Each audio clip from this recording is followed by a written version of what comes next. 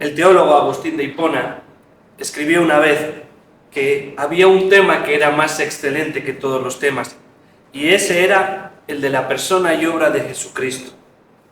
Esto no lo dijo porque se le ocurrió a él, sino que lo extrajo de las Escrituras. El apóstol Pablo, por ejemplo, en 1 Corintios capítulo 2, versículo 2, dijo que no se propuso saber otra cosa, sino a Jesucristo y a este crucificado. Y el apóstol Pablo sabía muchas cosas. También en Filipenses capítulo 3, versículo 8, dijo que aún estimaba todas las cosas como ¿qué? Como pérdida, por la excelencia del conocimiento ¿de quién? De Cristo Jesús. El conocimiento de su persona y obra, de Jesús, atrae y ha traído desde siempre, desde sus inicios, a diferentes tipos de seres y personas. Desde unos humildes pastores que estaban al raso, que fueron atraídos hasta un establo, pasando por ejemplo, el rey Herodes, que como dice en Lucas 23:8, hacía tiempo que quería verle, o gobernantes como Pilato, que cuando lo tuvieron enfrente dice que se maravillaba mucho porque lo tenía delante. Pasando también por fariseos como el propio Nicodemo, que para ir a verle acudió de noche a escondidas. Los padres y los niños también eran atraídos a su persona, pues deseaban llevarlos a él para que los bendijera. Y también los ángeles, hasta ellos desean agacharse, inclinarse y observar cómo la obra y la persona de Jesucristo salva a los pecadores. Él es el autor y consumador de nuestra fe. Él es el protagonista de las Escrituras y es ahí donde deben estar puestos nuestros ojos. Es por eso que cuando comenzamos en la iglesia creí que era lo más aconsejable empezar con lo más importante, profundizar en esta verdad, en la persona y en la obra de Cristo, y por eso comenzamos con el Evangelio de Marcos. Hoy, en la enseñanza de hoy, se nos plantea una pregunta que es la pregunta más importante que cualquier ser humano deba hacerse en este planeta. Es la pregunta más importante que debe hacerse cualquier persona, porque dependiendo de la respuesta que des, el destino de tu alma eterna dependerá de ello. Marcos, capítulo 4, versículos 35 al 41. Vamos a leer. Aquel día, cuando llegó la noche, les dijo: pasemos al otro lado. Y despidiendo a la multitud, le tomaron como estaba, en la barca, y había también con él otras barcas. Pero se levantó una gran tempestad de viento, y echaba las olas en la barca, de tal manera que ya se anegaba. Y él estaba en la popa, durmiendo sobre un cabezal, y le despertaron. Y le dijeron: Maestro, ¿no tienes cuidado que perecemos? Y levantándose, reprendió al viento, y dijo al mar: Calla, enmudece. Y cesó el viento, y se hizo gran bonanza. Y les dijo: ¿por qué estáis amedrentados? ¿Cómo no tenéis fe? Entonces temieron con gran temor, y se decían el uno al otro: ¿quién es este, que aún el viento y el mar le obedecen? Esa pregunta importante, la más importante es: ¿quién es este hombre? La pregunta más importante de tu vida. Y vamos a dividir el mensaje en tres partes. Primera parte: Jesucristo hombre. Versículos del 35 al 38, la primera parte. Después veremos la segunda parte del mensaje, que es Jesucristo Dios. Versículos del 38, la segunda parte del versículo, al 39. Y la última parte del mensaje, el temor de los hombres, versículos 40 al 41. Primera parte: Jesucristo hombre. Vamos a volver a leer esta parte del mensaje, ¿sí? Versículos del 35 al 38. Fijémonos atentamente. Aquel día, cuando llegó la noche, les dijo: pasemos al otro lado, y despidiendo a la multitud le tomaron como estaba en la barca, y había también con él otras barcas, pero se levantó una gran tempestad de viento y echaba las olas en la barca de tal manera que ya se anegaba. y él estaba en la popa durmiendo sobre un cabezal. Para que podamos tener un mayor conocimiento de quién es realmente este hombre y así poder responder a la pregunta que se nos hace en esta predicación, que es la más importante de nuestras vidas, se nos ha compartido este mensaje en las Sagradas Escrituras. Este acontecimiento en la vida de Jesús se nos ha descrito en los 3 evangelios sinópticos. Cuando digo sinópticos tenemos que pensar en similares. Mateo, Marcos y Lucas. Aunque es Marcos, en su evangelio, el que nos describe este acontecimiento con más versículos, el que es el que más se extiende y el que más detalles da.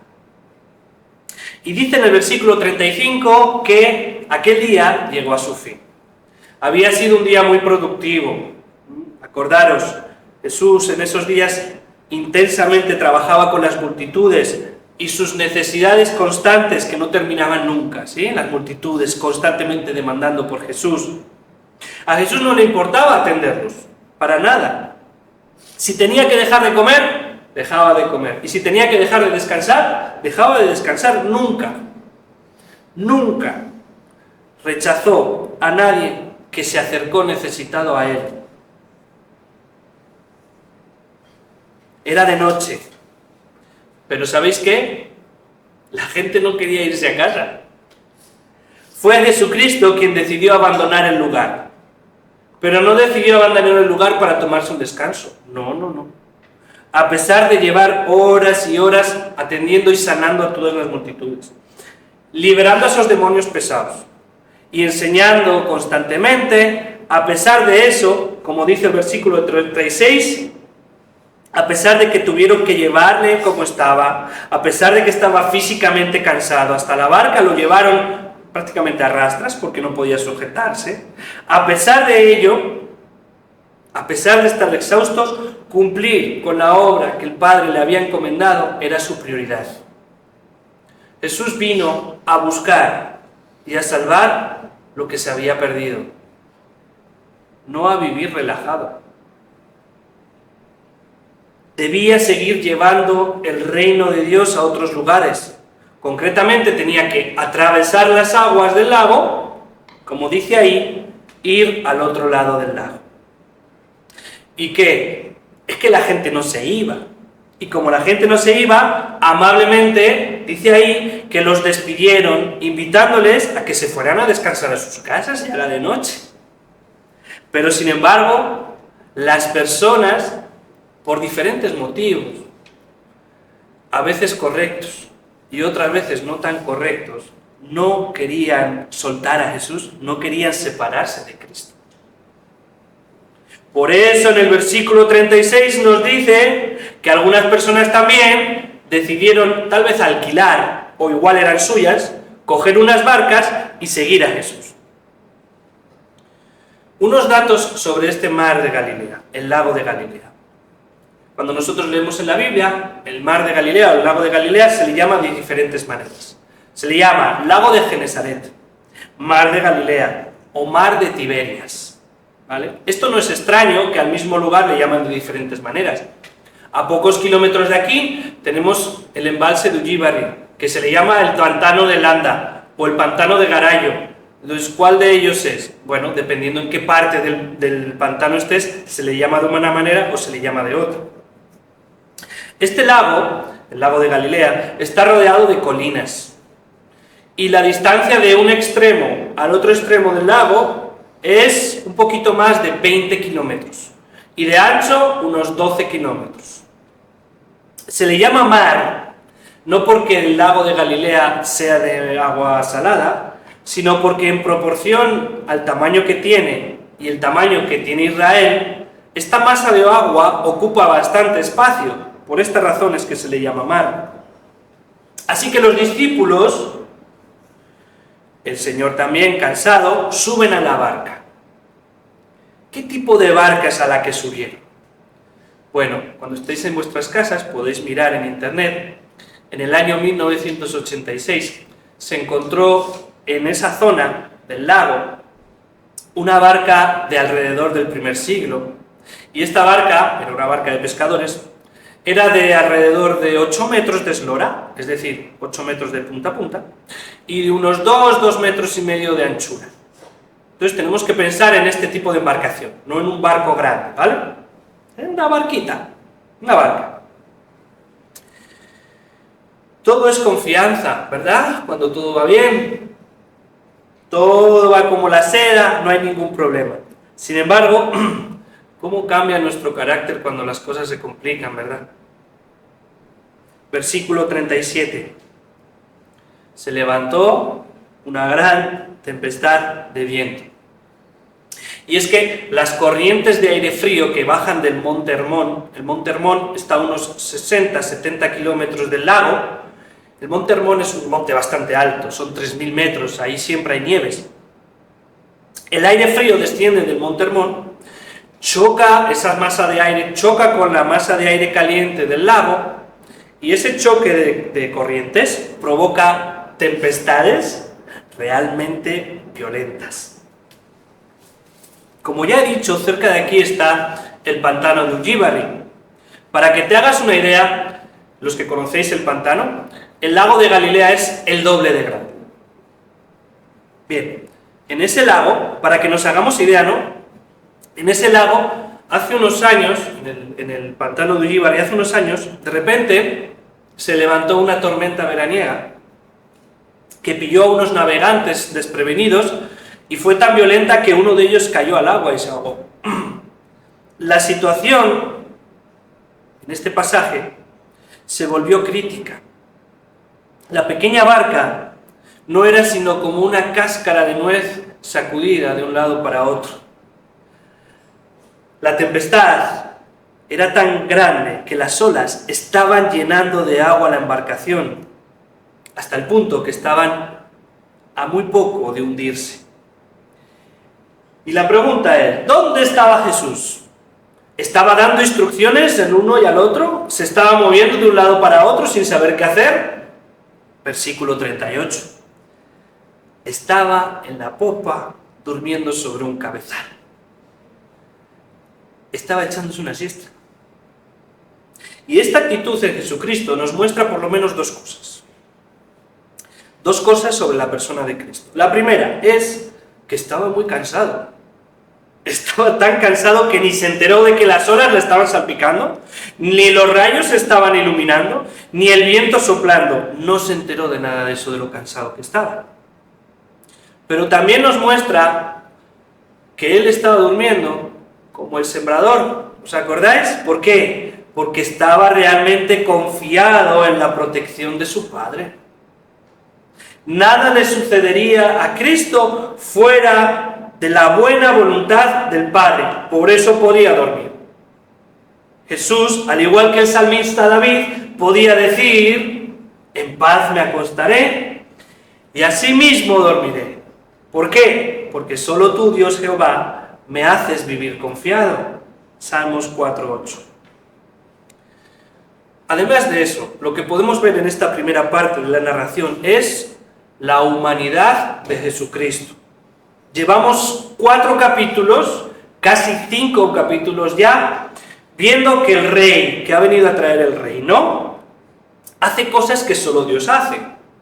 Hemos visto cómo ha podido sanar toda enfermedad, hemos visto cómo ha echado todo demonio, vimos cómo soportaba todas las tentaciones del diablo, vimos perdonar pecado, etc. Pero aquí se nos recuerda que no debemos olvidar que Jesucristo, el Rey, que vino a traer el reino, es también un hombre. ¿Por qué? Porque nuestro Salvador tenía que ser un hombre por la naturaleza de la obra que tenía que hacer. Su humanidad, la humanidad de nuestro Salvador, fue desde el principio un requisito para nuestra salvación. Nuestro Salvador tenía que ser un hombre. Vamos a leer. Vamos a ir al principio. Génesis 3:15. Vamos a ir al protoevangelio. Vamos a ir a la primera vez que Dios compartió las buenas noticias con los hombres. Génesis 3:15. Y pondré enemistad entre ti y la mujer, y entre tu simiente y la simiente suya. Esta te herirá en la cabeza y tú le herirás en el calcañar. Nuestro Salvador tenía que ser un hombre. ¿Por qué? Porque así como el mal, Satanás, derrotó al hombre, Adán, ahora también un hombre tenía que revertir la situación y vencer a aquel que tenía el imperio de la muerte, al maligno. Un descendiente de la mujer, es decir, un hombre, era quien heriría de muerte la cabeza de la serpiente. Como vemos en Génesis 3:15, tenía que ser un hombre nuestro Salvador. ¿Por qué? Porque su victoria iría acompañada ¿de qué? De sufrimiento. Una herida en el calcañar. ¿Y sabéis qué? Dios no puede sufrir. Tenía que ser un hombre como sustituto de Adán, hombre, Adán, que no cumplió con la obediencia real y perfecta que se le pedía. Por eso tenía que ser un hombre también. Si nuestro Salvador fuese solo Dios, no podría ni nacer de una mujer, ni tampoco podría sufrir, ni por supuesto tampoco podría morir. Dios no puede hacer eso. Era necesario que el autor y consumador de nuestra fe fuese, como declara el Concilio de Calcedonia del 451, verdaderamente hombre y verdaderamente Dios, en dos naturalezas distintas, pero unidas, sin confusión, sin separación, sin división. Por eso, no debe confundirnos que aquí Cristo, el Rey, que demostró ser Dios mismo, estaba tan cansado que tenían que llevarlo hasta la barca. Estaba tan cansado que en medio de la tormenta dormía, porque era un hombre. Nuestro Salvador tenía que ser hombre. Y pasamos ahora a la segunda parte. Jesucristo Dios. Versículos 38b, o segunda parte, perdón, y 39. Y le despertaron y dijeron: Maestro, ¿no tienes cuidado que perecemos? Y levantándose, reprendió al viento y dijo al mar: Calla, enmudece. Y cesó el viento y se hizo grande bonanza. Esta barca está a punto de hundirse. Y estos hombres lo saben. ¿Por qué lo saben? Porque muchos de ellos son pescadores. Llevan años trabajando en el lago. Son personas experimentadas y saben que esa tormenta y la situación que están pasando tiene muy mala pinta. Si solo fuese una tormenta sin más, no estarían así. Hermanos, no fue una simple tormenta. Ellos estaban acostumbrados, como he dicho. Ellos, versículo 38, tenían miedo de morir. Esta tormenta era especialmente violenta. Y lo más sorprendente es que su líder y su maestro se estaba echando una siesta. Estaba dormido, como quien coge el autobús de la mañana para ir al colegio o a ir al trabajo y se apoya en el cristal para echar una siestecilla. De la misma manera. ¿Cómo era posible? ¡Qué irrespetuoso, qué irresponsable, qué descuidado!, pensaban ellos. Entonces, en ese momento, y debido al peligro que ya les acechaba, estaba tan cerca, decidieron despertar a su Señor de su placentero y también breve sueño. Fijaros, versículo 38. Nótese el reproche que le hacen. ¿No tienes cuidado que perecemos? ¿Acaso no te importa lo que nos pase? Esta es la típica reacción de algunos cristianos, ¿vale? Algunos cristianos que entran en crisis, sea una enfermedad, sea una necesidad, sea alguna aflicción, reaccionan de esta manera. ¿Y cómo es esta reacción? Se olvidan de quién es Cristo. ¿Y quién es Cristo? El que sanó a un leproso, el que curó al paralítico, el de la mano seca y a la suegra de Simón, que hemos visto hasta ahora. Si se preocupó por ellos, ¿Acaso no se iba a preocupar también por la vida de aquellos a los que les llamó amigos? ¿Acaso no se iba a preocupar por aquellos a los que había escogido y apartado de la multitud y de los discípulos para que llevasen su reino? ¿No se iba a ocupar de ellos? Claro que sí. Pero ellos se olvidaron de quién es Cristo. Y eso debe hacernos pensar y meditar también. Que en el momento de dificultad no nos olvidemos de quién es Cristo. Así que los rayos de la tormenta no lo despertaron. Las olas que caían tampoco lo despertaron. Y el soplo del viento fuerte tampoco lo despertó. Pero sin embargo, los gritos de socorro de sus amados discípulos sí lo despertaron. ¿Por qué? Porque Jesús siempre tiene un especial cuidado por su rebaño. Se levantó de su breve descanso y dice el versículo 39 que reprendió al viento y al mar. Es decir, que les dio una orden directa a volver a la calma. Ya habíamos visto que Jesús reprendía, por ejemplo, vimos cómo reprendía a la fiebre de la suegra de Simón. Vimos también cómo reprendía a los demonios para que saliesen de las personas.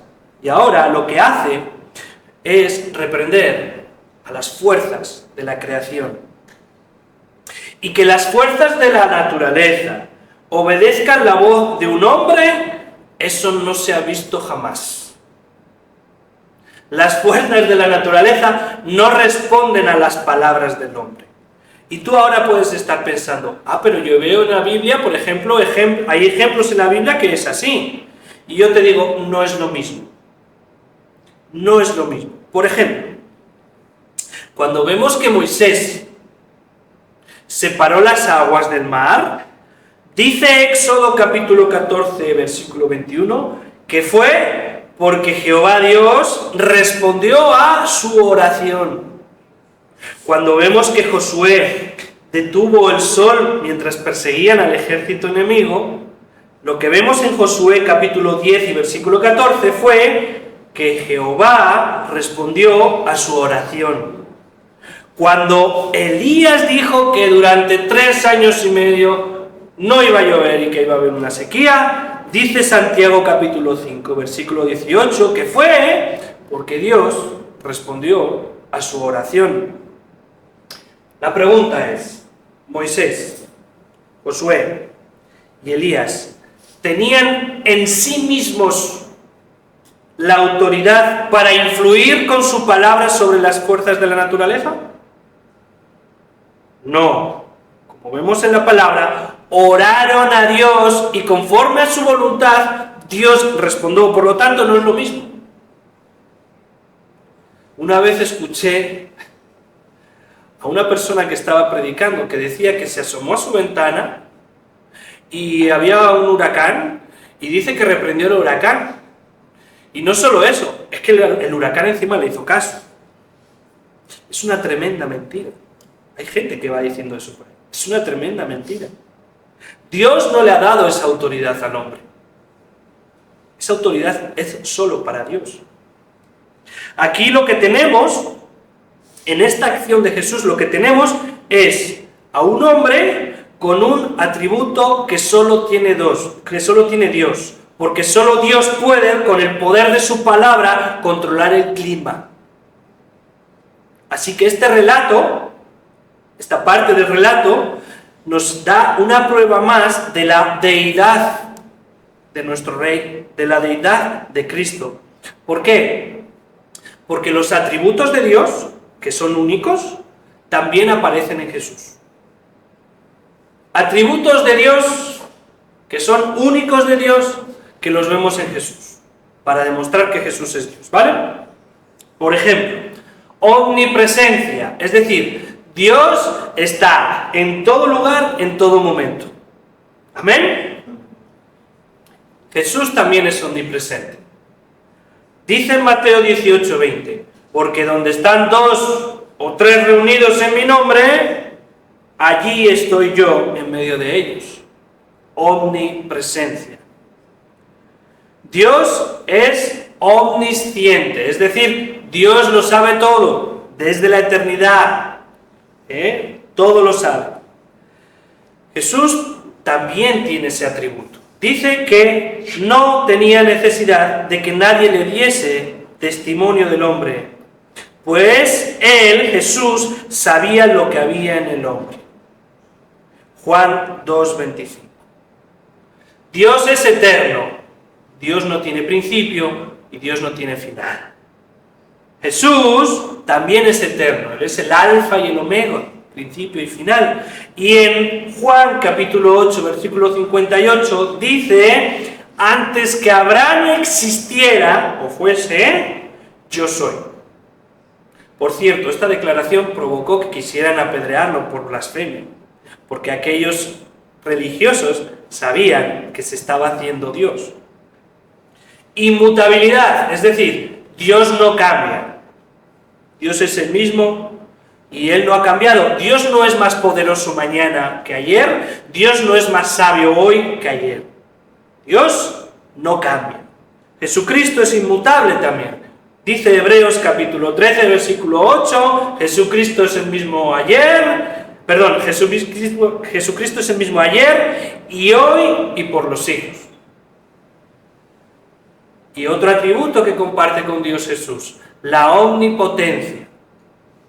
Es decir, Dios lo puede hacer todo. Él tiene poder para hacer lo que quiera. Con el poder de su palabra, Jesús también puede tener este mismo atributo. Con el poder de su palabra, le dice al leproso: quiero, sé limpio. Le dice al ciego: recibe la vista. Le dice al paralítico: levántate y anda. Le dice al muerto: sal fuera. Y ahora le dice a las fuerzas de la creación: calla, enmudece. Y las fuerzas de la naturaleza, sometidas únicamente a la autoridad de Dios, ¿qué hicieron? Al instante, versículo 39, se hizo grande bonanza, o sea, una gran calma. No que poco a poco, no, al instante. Las nubes dejaron de ser negras, las olas se calmaron, cielo raso y agua sin una sola ola. Nuestro Salvador tenía que ser hombre, lo hemos visto antes, pero la misión que tenía que cumplir requería que nuestro Salvador no solo fuese hombre, también tenía que ser Dios. ¿Por qué? Esto es importante que lo entendamos, ¿vale? Prestar atención. Cada uno de nuestros pecados son una ofensa infinita que requieren un castigo infinito. ¿Por qué? Porque hemos deshonrado a un Dios que es infinito, infinitamente digno, infinitamente santo. Voy a repetir eso. Cada uno de nuestros pecados son una ofensa infinita contra Dios, que merecen un castigo infinito. ¿Por qué? Porque hemos deshonrado a un Dios que es infinito, infinitamente digno e infinitamente santo. El castigo es proporcional a la persona ofendida. Si la persona a la que la ofendes está puesto en mayor honor, el castigo que mereces es mayor. Para que entendamos esto, piensa que no es lo mismo el castigo que tienes por pecar, por ejemplo, mintiendo o engañando a un niño, que el mismo pecado, mentir y engañar, al rey de España. Como este último, el rey de España, se supone que está en una posición de honor más grande que el niño, por supuesto, el castigo por el mismo pecado es mayor. Bueno, no solo hemos ofendido una sola vez a Dios, hemos ofendido a Dios incontables veces, de múltiples maneras, y lo hemos hecho contra un Dios que no es el rey de España, es el rey de reyes, y es un Dios que es infinito en gloria, dignidad y santidad. Por lo tanto, aquel que pagó nuestra deuda con Dios en la cruz del Calvario, tenía que tener un valor igualmente infinito a nuestras culpas. Aquel que pagó en la cruz del Calvario tenía que tener un valor infinito, igual que nuestros pecados tenían un castigo infinito. Porque así, si no fuese así, no podría satisfacer la justicia.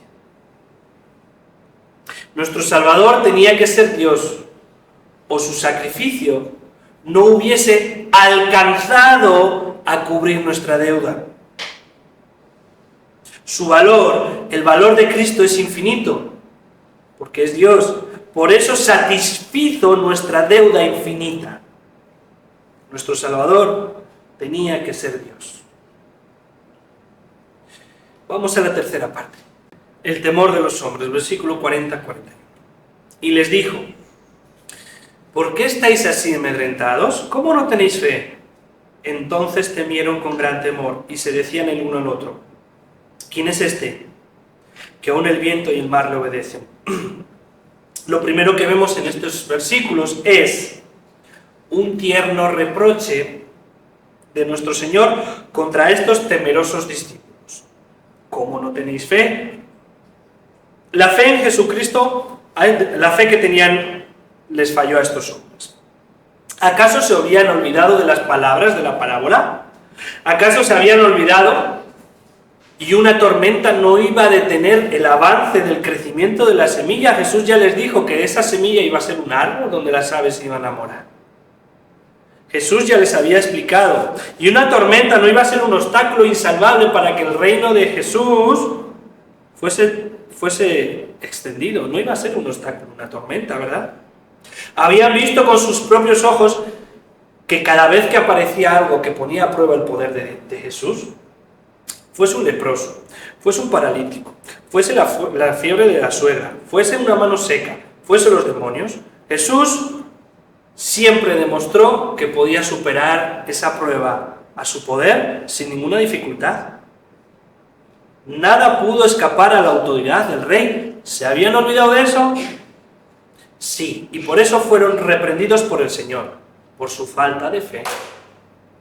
Su fe, la fe de estos hombres, estaba aún lejos de ser perfecta. Su conocimiento de Cristo aún tenía que crecer. Eso es verdad. Pero rompo una pequeña lanza por este grupo. Hicieron algo que realmente es digno de imitar. ¿Qué hicieron? En esos momentos desesperados, donde parece que no hay salida, en esos momentos donde no saben dónde ir, sabían dónde estaba su única esperanza, en aquel que dormía en la parte trasera de la barca. Mira, el día que la tormenta llegue, y yo siempre digo, llegará, la tormenta siempre llega, de cualquier forma, ¿no? Otra vez, aflicción, enfermedad, la pérdida de un ser querido. De múltiples maneras puede llegar la tormenta, pero que llega, llega. Bueno, ese día, tu carne va a querer tomar el control y hacerte creer que Jesucristo se ha olvidado de ti. No lo permitas, porque no es así. Ese día que llegue la tormenta, aunque tengas dudas, aunque estés confundido como lo estaban estos hombres, no te olvides. No te olvides de que Jesucristo ha vencido y ha prometido que yo estaré con vosotros todos los días hasta el fin del mundo. Mateo 28:20. Lo segundo que vemos en estos versículos es la reacción de gran temor que tuvieron estos hombres. ¿Os habéis fijado? Una vez viajé desde Francia hasta Inglaterra por el estrecho de Calais en barco. Fue un viaje de noche. El viaje dura, por ese estrecho, alrededor de 2 horas. Se suele hacer en ferry, donde son barcos muy grandes. Aquella noche, el mar estaba embravecido, estaba picado, como se dice. El barco se movía como esas atracciones de feria, igual. En medio del viaje, decidí salir a cubierta. Quería contemplar la visión de estar en medio del mar, en medio de una tormenta, en medio de la noche. Dos cosas sentí que jamás se me van a olvidar cuando estuve ahí en la cubierta. La primera es temor, la primera es miedo. Pero creo que la sensación que reinó más que el temor fue una tremenda sensación de pequeñez. Jamás me he sentido tan insignificante como en aquel lugar, en aquel momento, ante las fuerzas de la creación. Estos hombres, a pesar de su experiencia en las aguas, sintieron algo parecido. Solo que lo que les provocó un mayor temor y una mayor sensación de pequeñez ya no era la tormenta. Eran aquel hombre que tenían delante. Tal vez estos hombres que conocían las Escrituras, hasta ellos llegó el recordar el Salmo 107, versículo 29, que dice que Jehová, que Dios, cambia la tempestad en sosiego y se apaciguan sus ondas. Me sorprende. Cuando dice que cambia la tempestad en sosiego y se apaciguan sus ondas, significa que solo Dios puede hacer eso. La tormenta, dicen estos versículos, les causó ¿qué? Temor. Pero delante de ellos tenían a un hombre que, al igual que Dios, con el poder de su palabra podía calmar la tempestad. Y eso les provocó no temor, sino gran temor. Me sorprende y casi que me indigna escuchar a la gente que dice que habla con Dios cara a cara. Y dicen que hablan con Dios cara a cara como quien habla con su amigo en la cafetería mientras se toma un café. Pero cuando yo leo las Escrituras, cuando yo veo que una persona en las Escrituras tiene un encuentro cara a cara con Dios, sea Moisés, sea Elías, su reacción no es de estar tranquilos. ¿Por qué? Porque saben que, como dice Éxodo 33:20, no podrás ver mi rostro. ¿Por qué? Porque no me verá el hombre y vivirá. Estar delante de la gloria de Dios siempre, siempre, siempre, siempre provoca temor, según las Escrituras. Así que esa gente que te dice que ha estado hablando con Dios, ahí charlando y tal, mentira. Otra cosa distinta es acercarse a Dios en la oración. A través de la oración podemos acercarnos a su trono. En ese caso, debemos evitar dos extremos. Uno, cuando nos acercamos a Dios en oración. Primero, no debemos mantenernos demasiado lejos. O sea, no debemos, a la hora de orar a Dios, tener miedo. Tanto que nos falte la confianza de acercarnos a Él, por la razón que sea, ¿no? Tal vez algún pecado, falta de conocimiento, lo que sea. No, eso no debemos actuar así. Dice Hebreos 4:16, acerquémonos confiadamente al trono de la gracia, para alcanzar misericordia y hallar gracia al oportuno socorro. Los bueyes en el pesebre podían comer la paja al lado del Dios del universo. Así que podemos acercarnos confiadamente a la hora de orar a Dios. Pero, por lo tanto, no nos mantengamos demasiado lejos. Pero tampoco vayamos al otro extremo y nos acerquemos demasiado. ¿En qué sentido? En tener irreverencia. Cuando nos acercamos a orar a Dios no podemos ser ni irreverentes, ni usar demasiada confianza, ni usar un lenguaje vulgar, o usar un lenguaje demasiado relajado. Diosito, Jesucito. Hay que evitar eso. Cristo comió con estos hombres, caminó con ellos, durmió junto a ellos, ¿cierto? ¿Para qué? Para recordarnos que podemos estar junto a este Dios hecho hombre, con Él confiados.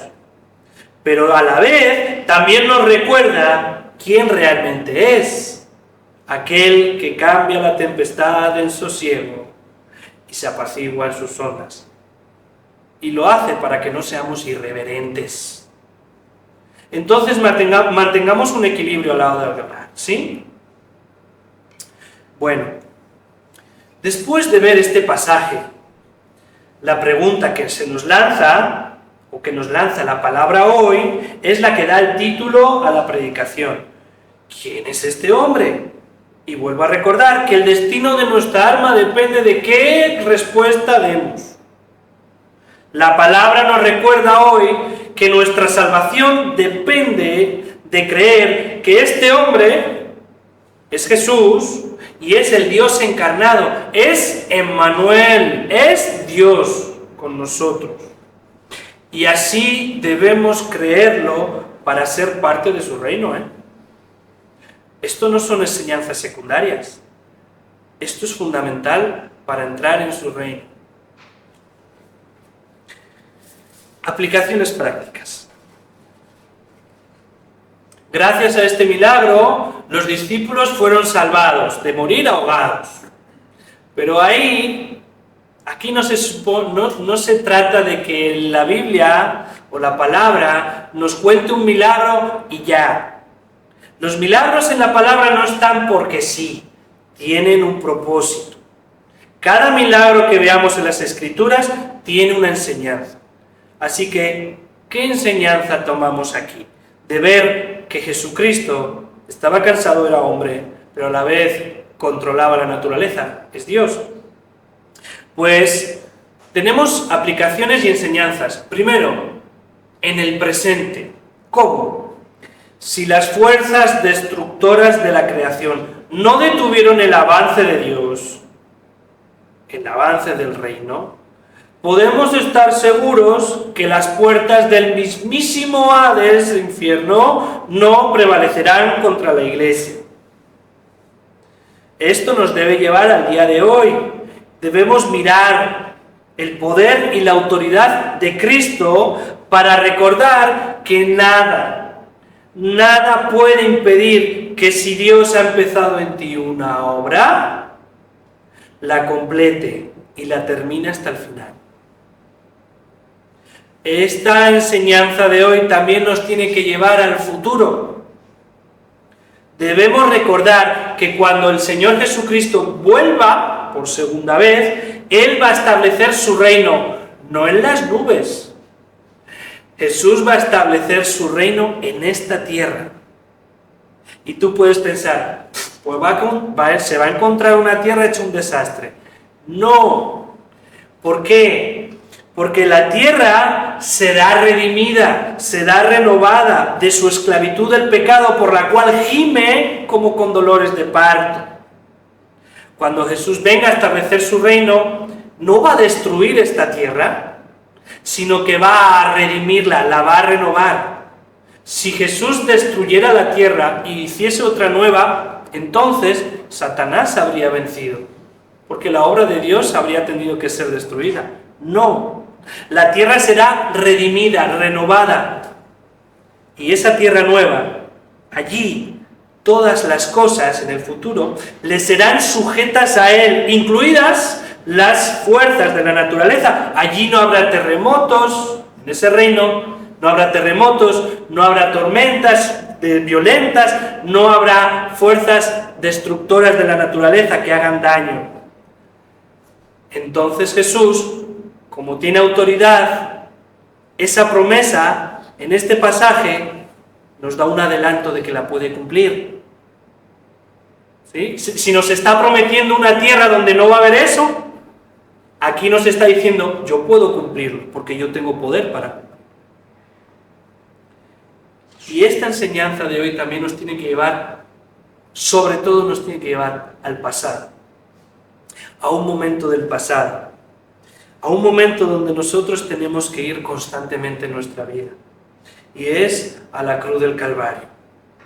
Ver las dos naturalezas de Jesucristo debe llevarnos y debe recordarnos el glorioso intercambio que se dio en la cruz del Calvario. Nuestro Salvador tenía que ser Dios. ¿Para qué? Para que así pudiera compartir con nosotros su naturaleza. Es decir, dejar de ser hijos del diablo, hijos de ira, y poder ser ahora hijos de Dios. Y debemos recordar que nuestro Salvador tenía que ser hombre.